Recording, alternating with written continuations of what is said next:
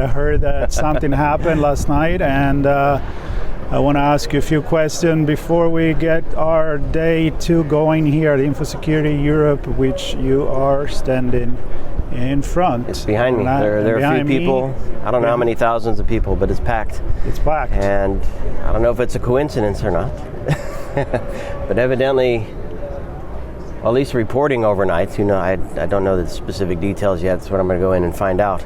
Evidently, the NHS has reported a critical incident of a cyber attack, I guess a ransomware-based attack on some hospitals.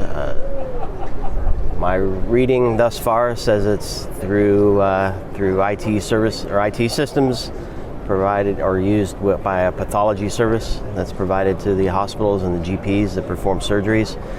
And so it's preventing blood transfusions and other blood-based treatments, evidently. And therefore, patients are having surgeries canceled and other procedures canceled or being moved to other hospitals that haven't been impacted. And not cool, right? So well, absolutely not cool, Sean. And this is almost what we talk about all the time. Like right? How it impacts society is not just about the technology on its own. And once again, unfortunately, in a very, unfortunate situation where you're damaging places that are helping people. Yep. We find ourselves in this. So yeah, I don't think we could be in a better place right now. Not many things more impactful than the healthcare system of the country. And lots to uncover here. Sadly, it's not the first time this has happened. I don't know. I think one report I read was 1.7 million patients affected. I don't know if that's what number that is, but hopefully some folks who actually do this stuff day in and day out have some insight into what happened, how it happened, who it happened from or by or through, and I guess more importantly, what do we do? I mean, there's a recurring theme of ransomware, and evidently, based on my reading, through a third-party provider. So, something new. Something new, exactly. Well, you know what? Let's go ahead and see what we can find. I think I have some friends that I know I want to ask some questions, and maybe we'll find some other folks. Yep, I think some insight as well. I think we're in the right place to try to figure out what's going on and to get some opinions. So stay tuned with us. We're going to walk right in there in this big building right here. Cybercrime and cybercriminals are not the cuddly hackers that we see from the old movies, the hackers or sleepers, or they're not the rogue teenage kids who have nothing to do in their parents' basement who are hacking for fun. Criminals are out to make money. And these are the same criminals who sell drugs, who traffic people, who sell arms, who kill people. And whatever it takes to make money, they're going to do it.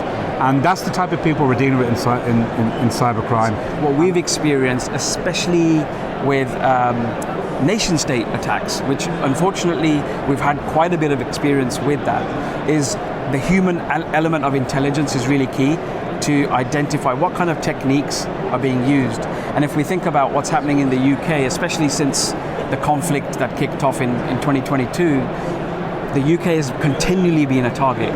You're seeing public infrastructure, services, whether it's universities, academia, hospitals, there's some sort of attack happening on a regular basis. What we're talking about happening in London over the past few days has been a cyber attack, which we believe is a ransomware attack, impacting surgeries and blood transfusion facilities in various London hospitals. Criminals have hacked into the systems of a pathology provider called Synosis, which provides these services to these various hospitals. It looks like it's a ransomware attack, and what's actually happened, and Sean, you're absolutely right, is that this has had an impact on patient care. Surgeries have been cancelled and postponed, and people's care has been changed. And I think, you hark back to the HSE. So the HSE is the Health Service Executive. It's the National Health Service for Ireland. We had a ransomware attack in 2021 during COVID. As the vaccination program was reaching its height and was being rolled out, And that ransomware attack took down all the healthcare facilities in Ireland, nationwide, all the hospitals, all the primary care areas. So, again, patient care was impacted. And we actually had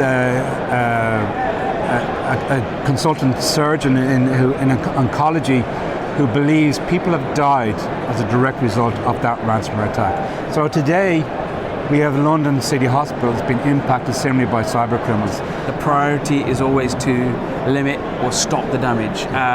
As you said earlier, with the hospital and the NHS as a whole, even within its supply chain, what's real here is that it's people and their health that is being impacted. That's really sad, and it's commiserations from us, because I think that's where you start to see the reality of the impact of an attack like this.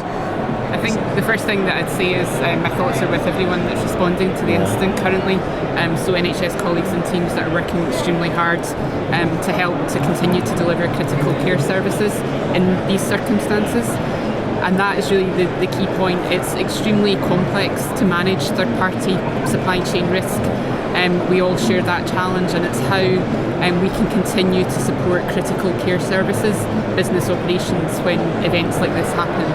So my thoughts are with everyone that's responding at the moment and helping to deliver frontline services in these circumstances. As an industry, we need to talk about these things so that we can better understand what happens, better understand how we work with our teams internally, with our partners externally, with our boards up and down the stack to make things better. Yep. How does an organization, and more specifically the individuals responsible for a security program, get a mindset, set of communications, build a culture to hopefully prevent some of this stuff, which I don't think we'll ever get to 100% there, but how, in terms of responding, getting to a place where we keep things running as best we can? So I think that the really important thing is to think about security as a business enabler and really start with business outcomes. Rather than building security for security's sake, really understand what are the key things that the business is trying to do. So in this scenario that we're talking about, it's patient-centric care. Right. It's making sure that citizens are secure. So I think the first thing is making sure you appoint a security leader who has great communication skills, helps build a strategy aligned to the business outcomes.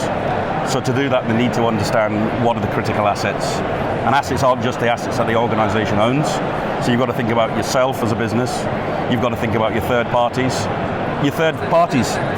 so fourth parties. Right. People, processes and systems are absolutely essential to look at all of those. It's not just about the technology. Look, I think there's been a lot of improvement over the last few years. The National Cybersecurity Centre have come up with guidance to kind of support and help people. The NHS themselves are slowly but surely kind of getting better at cyber, but I think it stems from a couple of things. There has been relatively systemic lack of funding, and you've got a choice as an NHS, do I spend it on life-saving care or cybersecurity? I think there is an element of that. I also think some of the guidance that has been given is good, but it's very broad, and I think sometimes to do the basics you need to potentially follow more of a US-style legislation where this is the line, this is how you achieve minimum security standards. Yeah. We need to have resilience in our infrastructures, and I think we're seeing that now being introduced by various legislation. So in the EU, with the Digital Operations Resilience Act, DORA, and there is an R in the Act for a reason. Exactly. We have the Network Information Security Directive 2, which again is focusing on critical infrastructure. And a key part of that is resilience. But what have you got in place? What are you going to do to continue providing your services in the event of a major disruption caused by cybersecurity attack? I think the first thing you need to do is identify what's important to you as a business.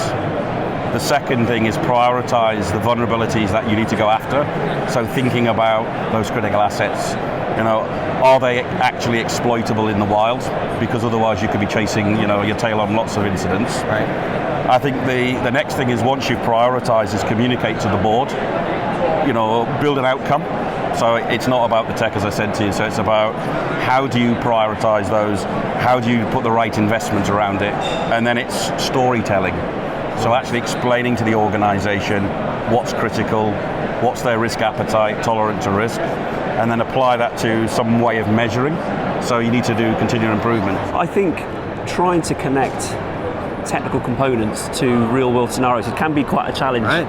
But I mean, they're really simple things to look at. It's trying to say, well, what does this technology component, what does that actually mean in the real world? Like access cards is a really good one. So everyone can understand if my access card doesn't work, I can't get in the building. Well, what's the technical process and technical elements that support that? And being able to kind of show that to someone is a real life experience that anyone can look at.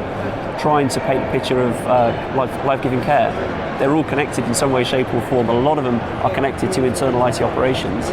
If we lose this particular application, we can no longer use these life-saving pieces of equipment. And I think that makes it a very real thing. If that part breaks down. I think it's make the assumption that you're going to have an incident at some point. Right. So, security tends to look at stopping something happening and saying no. I think it's about enabling the business. So when the inevitable happens, how do you keep the organization moving, and contain the incident? But to do that, you need to understand what the assets are. You need to understand the importance as a value to you as a business, and actually a value to your customer. How can an organization like the NHS really get a mindset that follows then a plan that can be executed across their own entities as well as those that? Yeah, it's a big question, and I think one of the largest organizations in the world, and it's actually a sense of pride, especially for folks in the UK, of what the NHS represents. It's part of our history, it's part of our core. With all of these things, the infamous line of attackers only need to succeed once. We need to defend every day. Tooling and technology helps, but it's as much as you can bring people on that journey. And it's always about the people, and effectively a cyber incidents happen, but thinking about them as part of broader major incident response plans, emergency planning, the response and recovery element is so important. The cyber incident response teams will be working extremely hard to deal with the immediate impact of the incident, but thinking about that broader major incident management process and emergency planning and response and recovery is so critical, especially as we need to continue to operate in these circumstances, whether it's critical care services or whatever sector we work in, and the NHS is really on the front line of that and leading by example for the rest of the industry. Everyone that's here is looking at what's happening this week and learning from that response. I think if anybody you ask in the situation at the moment would say, we did our best, but here we are anyway. There's bigger organisations that are more funded that have very, very large cybersecurity teams that have also, get impacted by ransomware. So I think trying to find this issue before it happens, I think is quite hard to do. I think a better assumption is it is going to happen. What are we going to do when it does? And I think preparing from that standpoint means you're going to be better prepared. It means you have some practice. Hopefully you have some kind of escalation procedures. You know how to deal with it technically and also the fallout of it. And of course, what do you do with actual patients that you can no longer support? Where are you going to put them? How are you going to deal with them? I think that's the only way you can really tackle this. How do you see teams handling, I'll just say it, a crisis like this while also maintaining the rest of the situation? I think you've touched on it by talking about crisis. So this is really crisis response, and having that, that exercising and preparation for being able to respond in a crisis, so you can deal with the crisis situation, but also continue to operate in the rest of the business. And it's equally important to be able to do both. And you can only do that by exercising, as you said, by being prepared, by having those professional response plans, and really by seeing cyber incidents as like any other kind of service disrupting incident, where we have to deal with that incident, but also have to continue to operate in the rest of the business to deliver frontline services. I also think we know that this scenario is likely to happen. So actually going through and spending some time preparing for that and practicing it, knowing it can be a really critical issue, I think would be really, really helpful. But more support, more guidance, and more specific guidance, I think would be really helpful. So the more that we can exercise both within organisations and across sectors, it helps us to be resilient when incidents happen. So having that safe space in which to exercise and to practice responses really helps teams to be prepared for events like this. Now, when you say cross-sector, what are you referring to there specifically? So it's a whole of society challenge that we face. The cyber threat is not specific to individual organisations or even sectors. It's about how we collectively prepare and respond to incidents like this. So partnering, whether it's within the health and social care sector or whether it's more broadly in other sectors as well, how we can collectively respond and be more resilient effectively in the face of the cyber threat, which is increasing.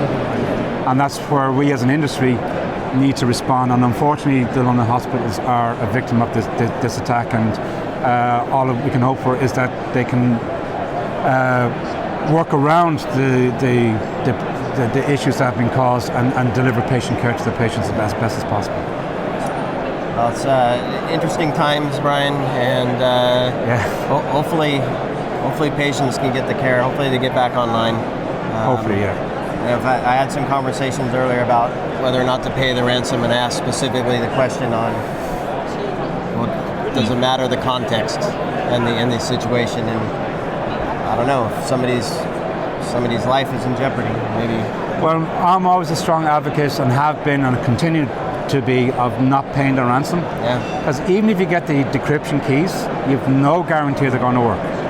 And even if you get the decryption key and it does work, can you trust that device? And the only way you can trust that device is to wipe it and reinstall it anyway. So you're going to have to do that no matter whether you pay for the decryption key or not.